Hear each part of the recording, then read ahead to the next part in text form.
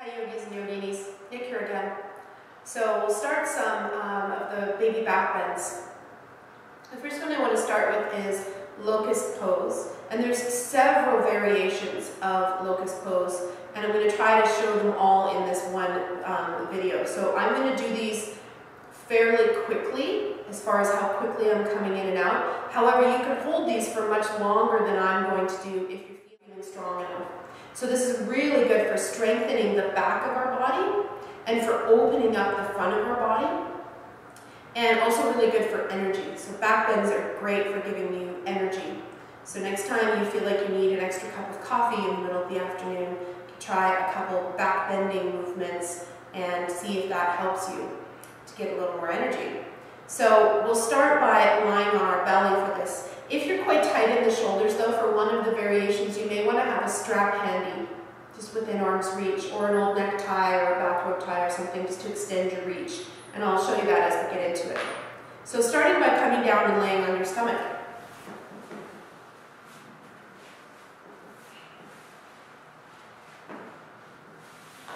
So starting on the belly, we're going to first stretch ourselves out really, really long.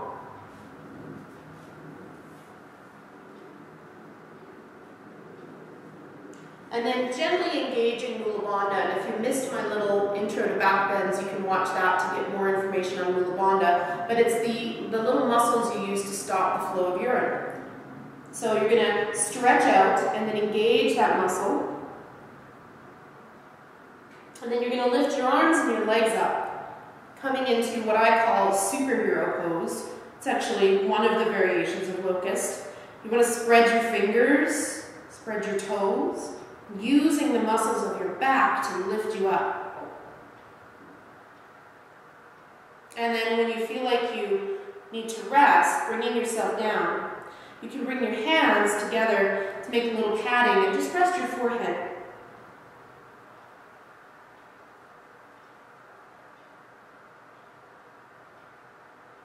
So that's one variation of locust.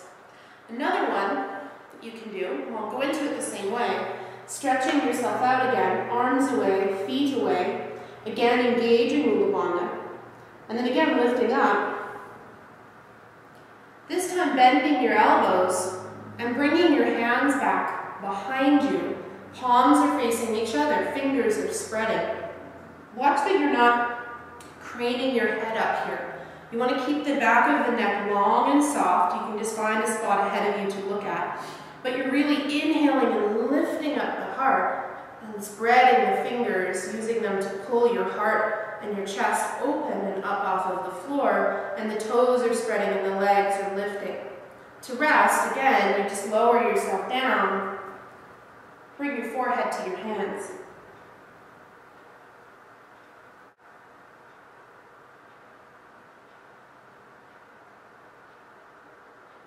And I'll show you two more variations of locust pose.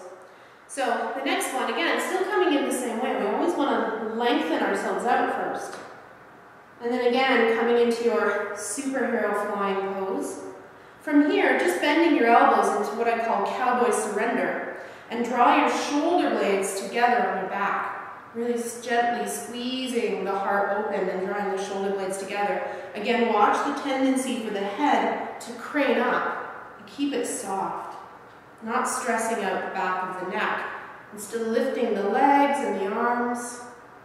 And then again, to rest.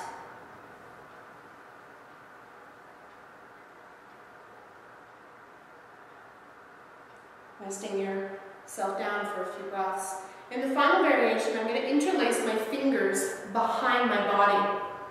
If you can't do that because your shoulders are quite tight, that's where you grab your strap. And I'll show you both, but just so that you have your strap handy. So again, stretching out. Reaching your legs away, reaching your arms away, gently engaging Mula Bandha. And then lifting up. Bending the elbows again, this time bringing the hands behind you, just like we did.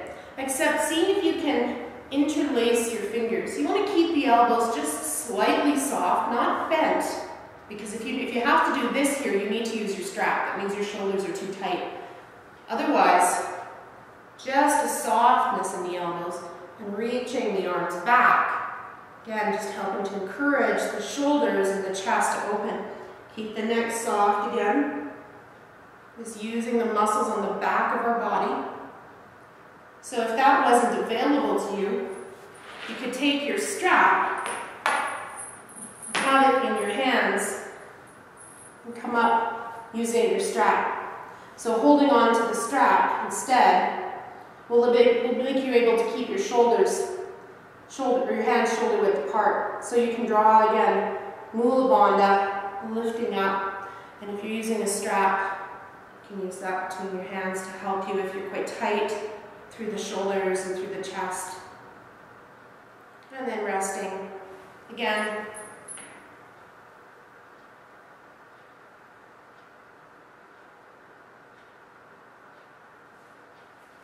So you can do those together as a little mini sequence if you'd like, or you could also do those just individually on their own.